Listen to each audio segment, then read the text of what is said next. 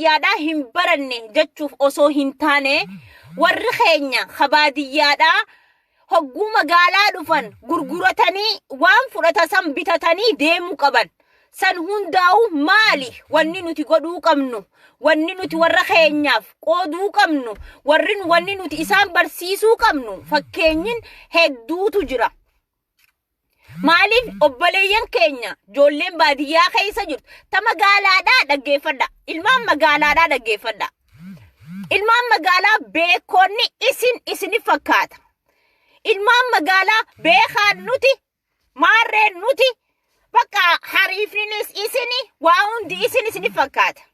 Miti.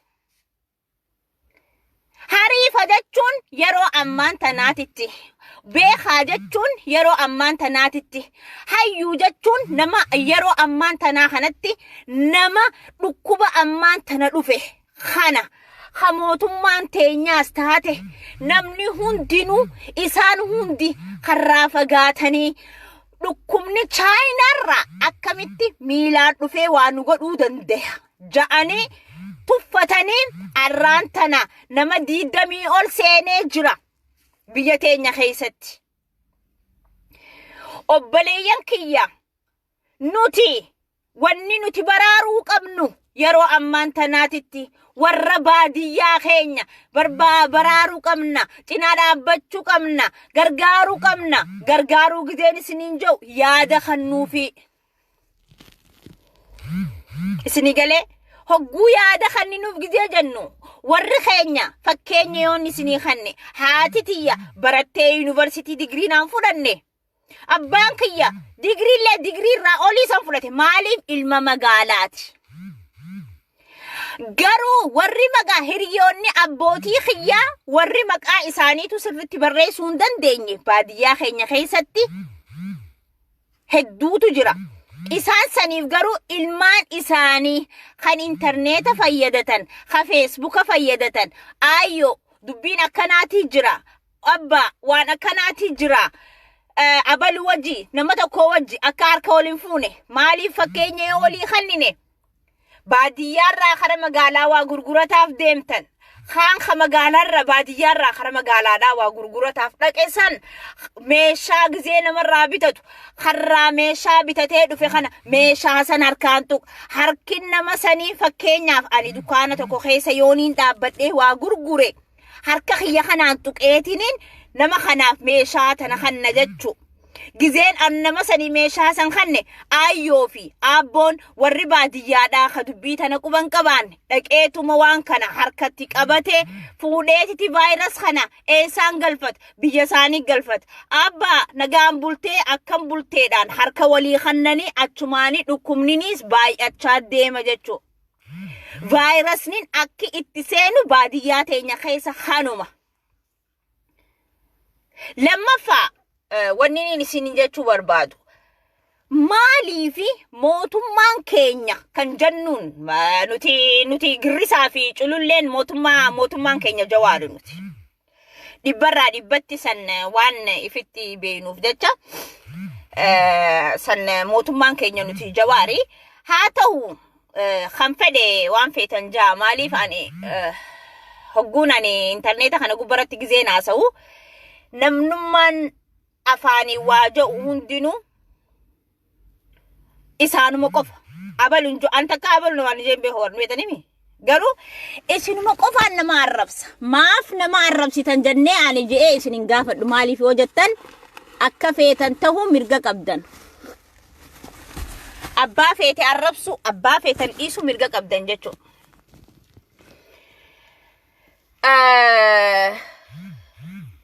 Waa'ee dhukkuba kana dhukkubni kun guyyaa rabbirraa jiru bal'achuu guyyaa rabbirraa jiru namni keenya dhumaa deemu namni keenya hedduu takkaa dhumaa deema namni keenya hedduu takkaatutu hedduu takkaa waa tahaa deemaa jira nama keenya gizeen jiru biyya teenya arraan tana yoo hin seenin dhukkubni kun yoo hin dhufin boru akka dhufu kana jala mura beekaa kana beekuu qabdan ilmaan Oromoo hundi akkitti walirraa baraaruu dandeenyu fakkeenyaaf kana biyya teenya keessatti hedduu waan beekamaa miti. Kana godhatu doktora sanuuhu hagaraa nama baqeessuuf operationaaf yookaan wahiif seenuutu waan akkanaa kanaan fayyada. Yookaan warra akka bakka waan akka gaazaa, waan akka beenzilaa kana hojjetuutu babbeekoo warra keessa barnoota qabuutu hojjettoota isaaniitiif waan akkanaa kana. Saniifu haalatti namni hundi mana keessatti waan akkanaa kana godhachuu dandeenyu. Barnoonni yeroo ammaatitti interneeta gubbarratti hedduu babal'achaa jira. Saniifu waan akkanaa kana nama waan akkanaa interneeta gubbarratti hojjetu godhu hogguu agartan waliif qooda waliif gumaacha interneeta gubbarratti waliif hira. Maaliif ati yoo irraa barachuu hin feene kan biraa harraa baratee kabiraatiif baraaru hedduutu jira ta'a. Haa ta'uu ilmaan Oromoodha. Yeroo ammaan tanaatitti Oromiyaa keessatti mootummaan akka hin jirre kana irraa guutuutti waan beeynu tokko. Oromiyaan biyya mootummaa hin qabaanne.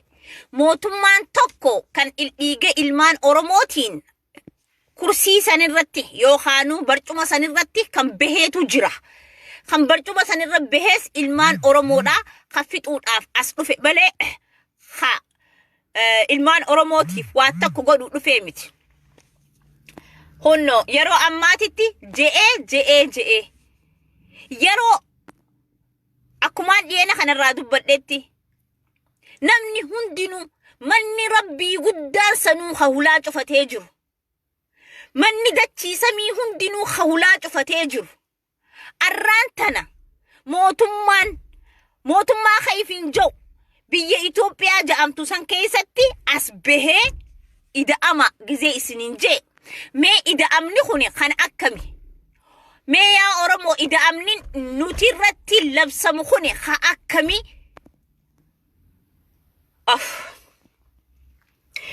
Ida'amni nafxanyaadhaafi biyya wayyaanee saniif hunda keessatti kan dhaabbate kuni kan akkami? Yeroon tuni ta ida'amanii, yeroon tuni ta waa'ee ida'amuuf waan akkanaa haasawanii.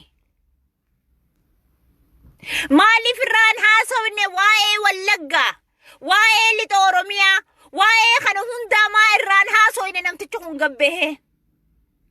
Nam meeqa keenya ilmaan Oromoo meeqaatutu magaalaa Oromiyaa lixaa fi shawaa fi hunda keessa meeqaa dhumaa jira. Kanneen kana keessa maaliif irraan hundubbanne namtichi kun? Beekaan hayyuu addunyaati keeyfiin ja'usan. Inni mee hayyuu addunyaa akkami rabbi yoo beeytan? Hayyummaan isaa addunyaa kuni maali?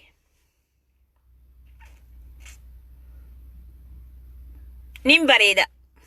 Khadijaa Fayyisaa maal fakkaatti? Hedduun bareedaan sirra nin bareeda. Taa'ina dhaggeeffadhu wanti sin godhuan. Blog sin godhu. Dhiyeena kana nama hedduudhaatutu naftanyaa wajjin tokko tahee afaan babbanaa jira. Gizee ganda naftanyaa tokko keessattis waa hedduu ja'aa jiranii.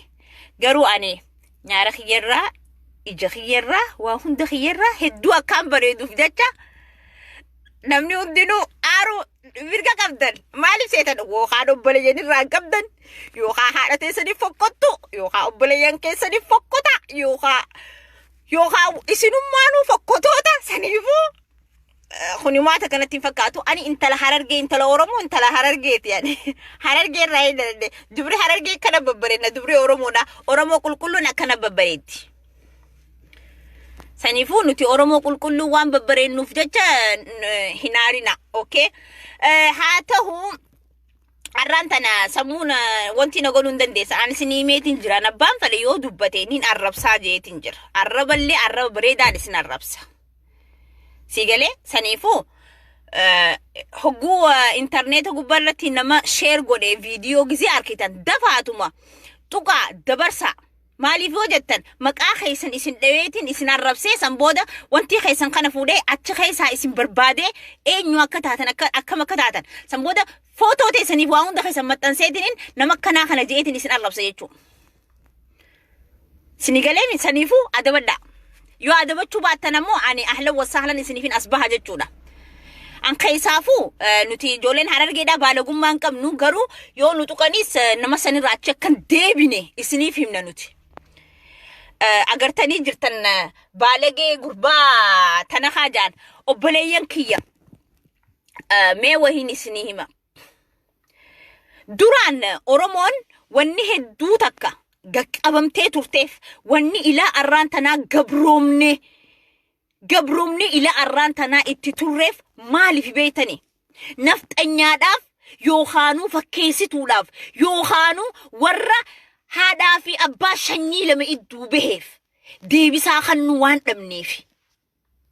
Osoo ilaa arraan tanaa akka nafxanyaan gabbaatee akka warreen qomaaxee fi warri eessummanii fi haboowwan hundi akka namticha ammaan tana ani mootummaadhaaf hin je'ee biyya teenya tana bulchaa jiru kana gartaniimi akka isaa sanitti osoo warri akka isaa kanaaf ilaa arraan tana olirraa gizee nu eegalansan amata dhibbaaf way an arra sheenaan tiyya maali yoo naan jettan sheenaan tiyya abbootiileen kiyya fedhan baratan fedhan dhiisan ilaa arraan tanaa arrabsuu dhabuu isaaniiti.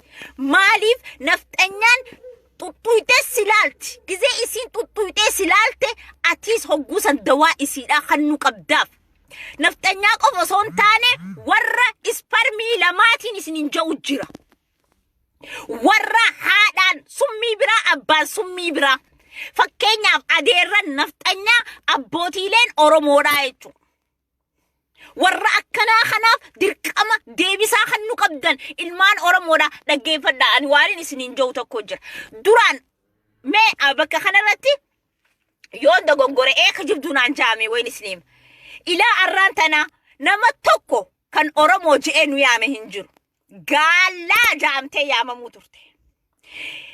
Ichi gaalla, ihee gaalla, maarree gaalla. Atilleen hamakaa qabdulleen gaallaa jaamuu turte. Mootummaa arraan tana siree gubbarratti kursii ilmaan Oromoo dhiigee ilmaan Oromoo kanaan achirra baate kana atilleen jechuudha. Gaallaa jaamuu turte. Ihee gaallaa jaamuu turte. Mee yeroo ammaan tanaatti barbaadame hin jiru namni gaallaa isiniin jiru maaliif ni beeytanii? Gaallaan dawaa isaanii nuti generationni ammaan tanaa hundi keenyaa'u isaanii wajji akka walqixa taane isaan garsiisaa jirra. Jaalattanii jibbitanii isaan garsiisaa jirra nuti gaalloonni nuti ilmaan girrisaa nuti ilmaan cululleedha. Gartanii culullee jechuun maal jechuu wallaahi. Maqaa kana nuu baasuu isaatiif ani hedduu nama maqaa kana gizee duraatiif nuu moggaase. Oromoon akka jirtutti wali qabamne goofan diibannee dahaba godhuu fi qabna nama gizee duraatiif maqaa kana nuu baase. Maaliif yoo jettan na dhaggeeffadhaa. Culullee jechuun maal jechuun? Culullee jechuun wanti kana samii tana bar. Eessa samii tana gubbaarra teesseeti haga dachi gadagarti. Wallaahi eessaa fi eessa teesseeti dachi tana gadagarti culullee jechuun. Maaskiraaskooppiin cululleerraa fakkeenya godhamtee hojjatamte. Saniifuu Jawaar Muhammad wayne warri maqaa kana gaagizee dhageessan arrabaan muttee kula godhu teessan ana rabbiin qaba. Jawaar Muhammad samiirra dhaqeetiti ilaalgaa nama Oromootii fi warra Itoophiyaatiif bar Ameerikaan samiidhani beeytanii kana walumaan beene. Gurbaan Ameerikaa dhaqeetiti helikopterii fi xayyaaraan samiirra bahee maaskiraaskooppiidhaan laal akkanatti ilaalee Oromiyaan tuni Itoophiyaa guutuun akkam ta'uu dandeessite laalee cuunfee miciiree tolchee maal akka ta'uu dandeessu akkasitti rabbi nu uume isa kana rabbi nu fidee dhufe jechuudha. Rabbiin naa jira gaarraan tana maqaa isaa fiddeeti herregaa samiidhaan beetiin jira akkasii dhage obboleeyyan kiyya. Wallahi yoo dhugaa barbaaddani dhugaan ni hadhoyti malee sin ajjeestu. Dhugaa fudhadhu liqimsi yaa ilma eessummanii fi haboowwan naftanyaa. Oromoon abbaan girrisaa abbaan girrisaadha. Abbaan cululleedha. Mootiin girrisaa mootiin cululleedha. Waa'ee koronaadha. Arraa miti haasawuu eegale. Baatii dabree jira. Dila kana hunda isin maal jechuu turtaniin? Nama keenya fixuu deema. Nama keenya naasuudhaan fixuu deema. Nama keenya rirrifachiisu jira. Nama keenya maarree godhu jira. Osoo isa isin jaju jirtaniititi Tigraay lafarraa haatee nuti ammarraan eegallee tarkaanfii mataa keenyaa fudhannee jirra siniin jaan.